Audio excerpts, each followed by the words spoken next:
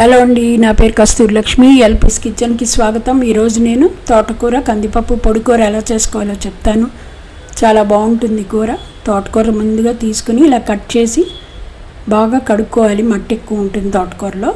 బాగా కడిగి ఒక గిన్నెలో ఇలా వేయండి. తర్వాత కందిపప్పు వేయాలి.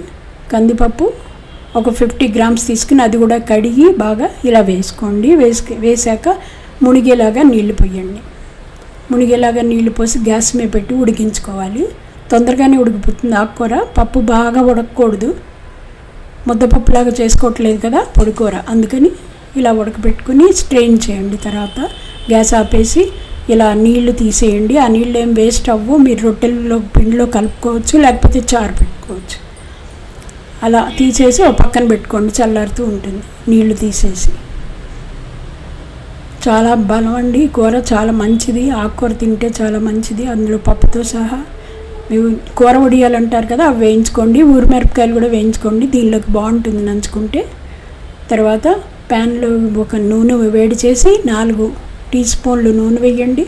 అందులో 1 టీ స్పూన్ శనగపప్పు, 1 టీ స్పూన్ మినపప్పు, 1/2 టీ స్పూన్ ఆవాలు, 1/2 టీ స్పూన్ పసుపు, 1/2 టీ స్పూన్ జీలకర్ర వేయండి. తర్వాత మిరపకాయలు, ఎండుమిరపకాయలు, పచ్చిమిరపకాయలు మీ ఇష్టమే. నేను 3 వేసాను ఎండుమిరపకాయలు. తర్వాత 2 గ్రీన్ చిల్లీస్ వేసాను, పచ్చిమిరపకాయలు. ఇలా వేసి ఒకసారి తిప్పుకోండి. కరివేపాకు ఉంటే కరివేపాకు కూడా వేసుకోండి. తర్వాత ఉడికిన తోటకూర వేసుకోండి. కందిపప్పు తోటకూర ఉడికిపెట్టి పెట్టుకున్నాం కదా, అది వేసుకోండి. తర్వాత అందులో ఉప్పు వేయండి. 1/2 టీ స్పూన్ ఉప్పు వేయండి. అది మీకు రుచిగా ఎలా కావాలంటే, తక్కువ కావాలంటే తక్కువ వేసుకోవచ్చు. అలా వేసుకుని దానిలో వేయించి పెట్టుకున్న వడియాలు ఉన్నాయి కదండి, కూర వడియాలు కలపండి. అంతే, కూర అయిపోయింది. గ్యాస్ నుంచి దింపేసి చక్కగా ఇలాగా మిరపకాయలతో తినండి. చాలా బాగుంటుంది. రొట్టెల్లోకి, అన్నంలోకి, దేనిలో బాగుంటుంది.